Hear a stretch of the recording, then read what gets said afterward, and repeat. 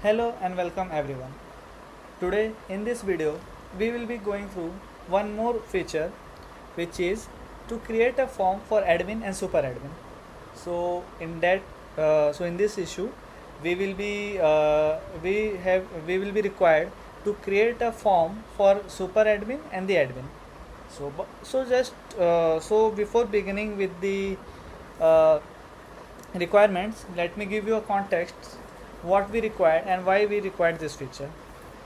Around 2022, and since then there has been no modifications in the current building as of now, but in 2026 there must be some changes in some of the rooms of the building, like there will be different room name, or there will be some different room description. So we required a system to actually change those information, and then we will and then from our side, which is from backend side, we will be providing you a updated map with the details information. So that's the overall requirement. For that we require to have two type of users. First one is admin and the second is super admin. So what will admin do? Admin have the authority to raise a query. So a admin when created will able to select any of the room from the map and will able to raise a query, and in that query admin will provide the new name of the selected building, selected room, and the new description of the selected room.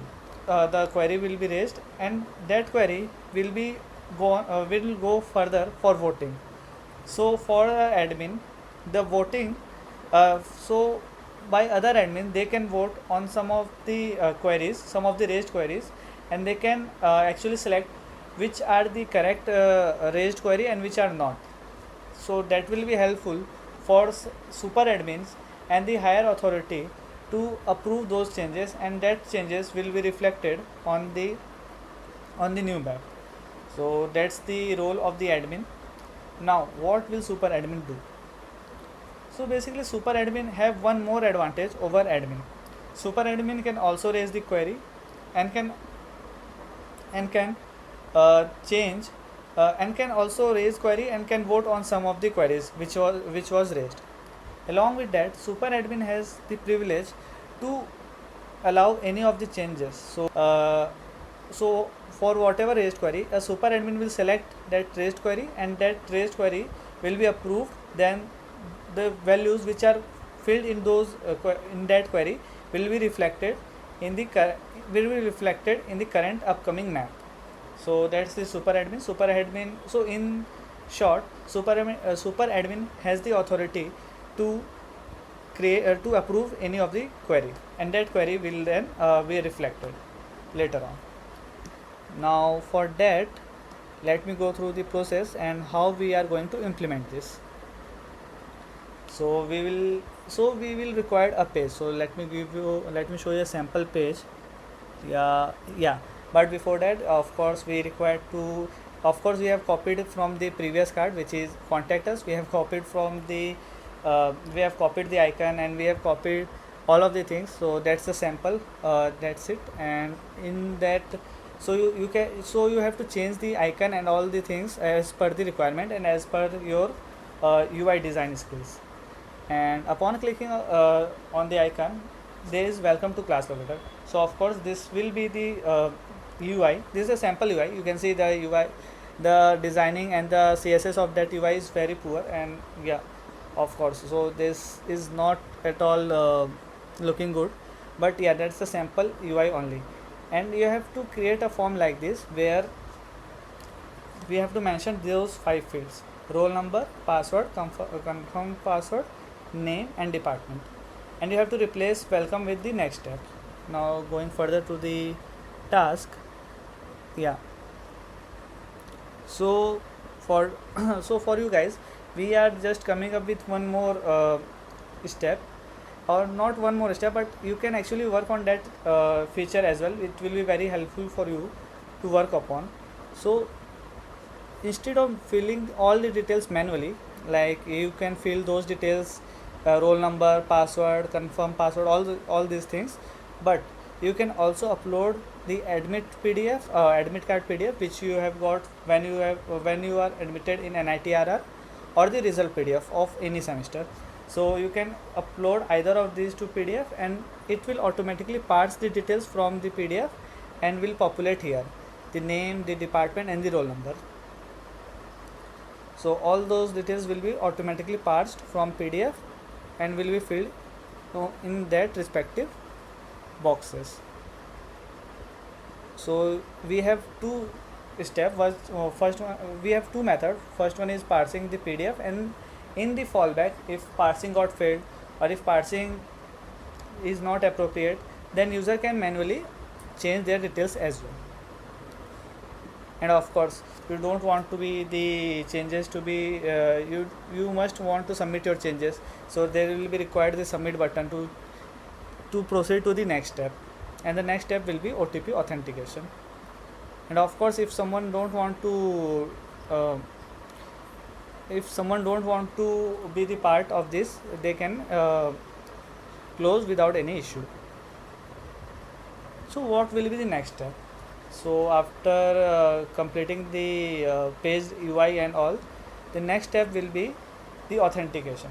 So for example, if we don't authorize any student, like if they are genuinely the part of the NIT Raipur or not, then there must be a chance like some other students or from the same student, and by the same student they can raise multiple queries and they can create their own multiple users if we don't authorize them. So for that we come up with another solution, which is to have OTP based authentication. So in that step, what you will need to implement, upon clicking the next step, there will be one more form where student need to put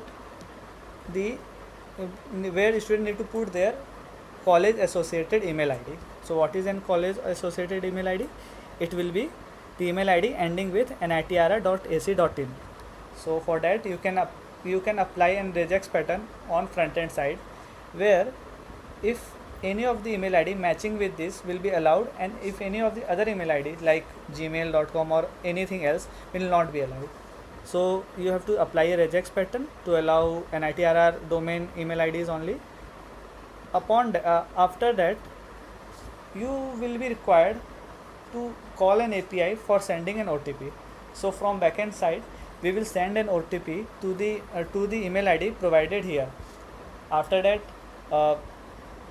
an OTP will be sent to the email ID, and user have to put the correct OTP into the box, and you have to call another API to verify the entered OTP.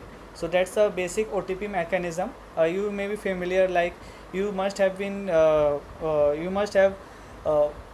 the mobile OTP authentication, Gmail OTP authentication, and other authentication as well. So we are just implementing that authentication here as well. Upon successful verification, so after successful verification, the email ID which is provided by the user will be mapped with the current details which is provided here, the roll number and all. So upon successful verification, there will be no changes allowed. So like if a user try to create another user with the same email ID, so they will be not allowed to do so, and backend will throw an error. So that's the overall idea from our side. So there must be a single associated NITRR domain for a single student. So this will remove all the false alarms which might have raised. And of course, if OTP authentication fails, then we have to return and show the appropriate message, like your OTP, you provided wrong OTP or anything else. So that's the verification process and why we required the verification process. The constraints. So what are the constraints of the current feature? It is not compulsorily required to create your account to use the service. So that service will only be required if you want to update the room. So if you want to update a room, or if you want to raise a query, and also to provide a vote to that raised query, you will be required to log in with your credentials, or you need to be an admin member. And of course, for super admin, you will be required super admin privileges. So that's the constraint. And the second constraint, that we are not allowing all the members to be super admin. So for now, we are allowing 5 super admin members only. And upon verifying the room and the description by any of the super admin, it will go into our backend, and then our backend will process those changes and will provide you an updated map, which will be automatically fetched by the application, and it will be reflected as soon as you relaunch the application. So that's the overall requirement of the feature, and what you will learn from this feature. So there are multiple learnings behind this feature. First of all, the basic learning, you will learn how to call an API using an Axios or the inbuilt fetch method. You will learn UI and UX of the form. You will learn the parsing system, how you can parse a PDF file, how you can parse and how you can fall back to the failed parsing system. Similarly, you will learn the OTP authentication. So how to send an OTP authentication and how to verify that OTP authentication. So that's all learnings behind this feature. So I hope you liked it, and if you have any queries, you can raise on the WhatsApp number mentioned below.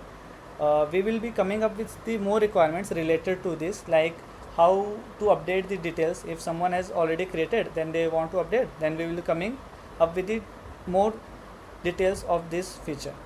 So that's it for today. Thank you very much.